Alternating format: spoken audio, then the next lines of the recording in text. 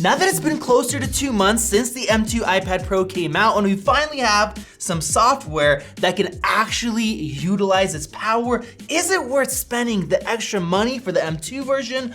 Or should you just get a discounted M1 that is refurbished or a much better price? I just got my hands on the beta release of DaVinci Resolve 18 for iPad, and it is extremely powerful with a ton of great features, even things like professional noise reduction. So we are gonna push these iPads to their limits. So we know the M2 is more powerful in the M2 MacBook Air and Pro, but in such a thin and light iPad, will it overheat and not perform any better? I have two ultra-fast Thunderbolt SSDs hooked up to each iPad, so the media is external. I'm gonna start out with something a little more simple that all of us edit. This is 4K H.265, but I do have 2 LUTs and 4K film grain applied, so there's a lot of processing that has to happen, and it looks like both of them are playing back perfectly smoothly, and it's so cool to be able to open up projects that I created on a Mac. Now let's make this a little bit harder. I'm gonna go ahead and stabilize this 4K 60-second clip.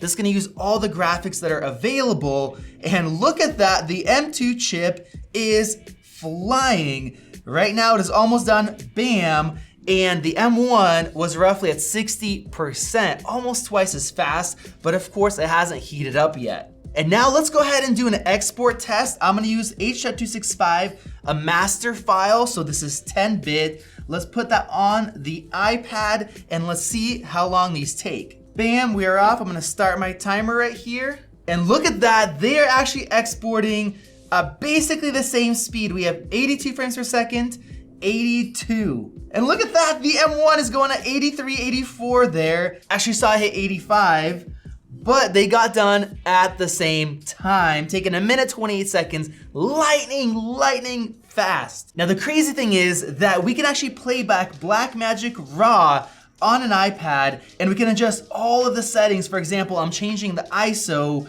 after the clip was shot. Now I'm gonna go into noise reduction, which is extremely taxing, and I have both temporal and spatial enabled.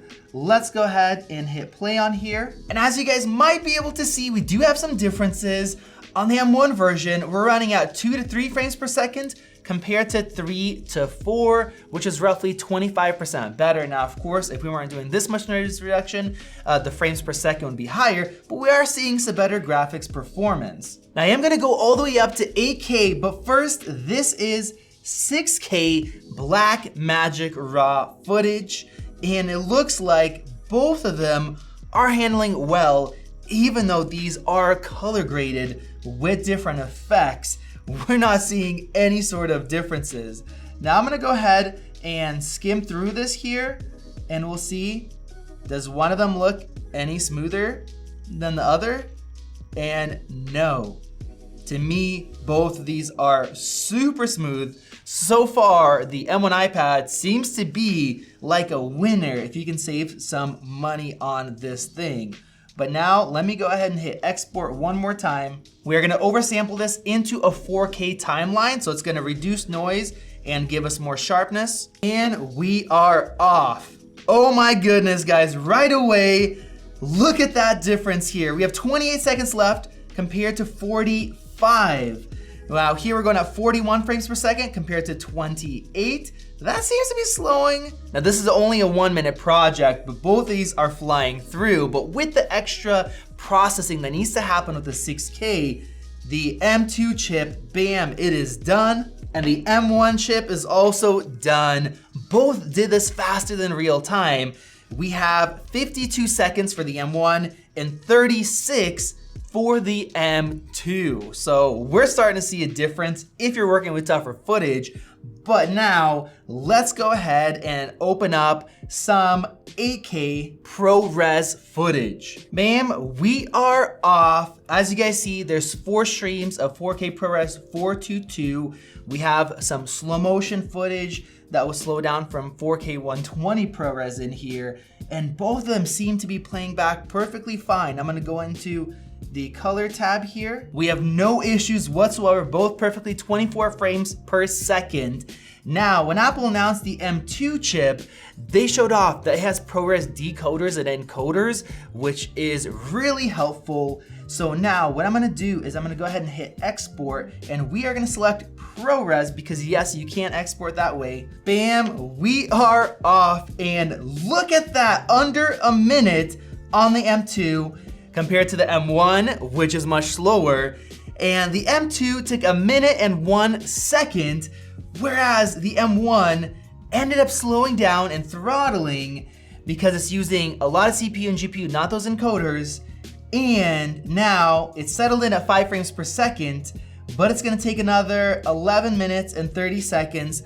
It's already been going over 3 minutes. So that gives us roughly 16 and a half minutes now that it's settled down in terms of its performance. So if you're working with really tough footage, well, the M2 is a lot faster. And no, even if it does get hot, it doesn't get slower because of those dedicated encoders that are built into it. And honestly, I thought that it was gonna slow down and get hotter and maybe perform the same as the M1, or maybe even worse because the wattage kicked up so much. So for most people though, if you can save $200, we'll have a link to Amazon and you can get the M1 iPad Pro, maybe a refurbished model, which they have a great return policy on that. I would probably save the money unless you know that you're gonna be doing some crazy stuff like denoising raw footage, which not very many people do, but now with BlackMagic design for $95, you can have the tools that cost $300 on a Mac. And if you're working with something like ProRes RAW, some really high resolutions, you will get the extra benefit. Now, I'm not gonna wait for this to finish because it's gonna take way too long, but overall, I'm so impressed with this application. They're gonna add more features, and now we have something that can not only edit with desktop level performance and features while it's so thin and light, it's on the go. In my previous video, I used the Apple Pencil and the keyboard for control. It was great. But you can also link up to the cloud, and I use the cloud project, so you can have a project on your desktop. You can do some cutting and grading with the Apple Pencil when you're sitting on your couch on the go, and everything syncs together perfectly. I wish Apple did this with Final Cut. They didn't. They refused to give it to us, but BlackMagic Design did. You guys let me know your thoughts down in the comments section below. Click above to subscribe. Check out one of those great videos right over there. This has been Max, and I'll see you in the next one.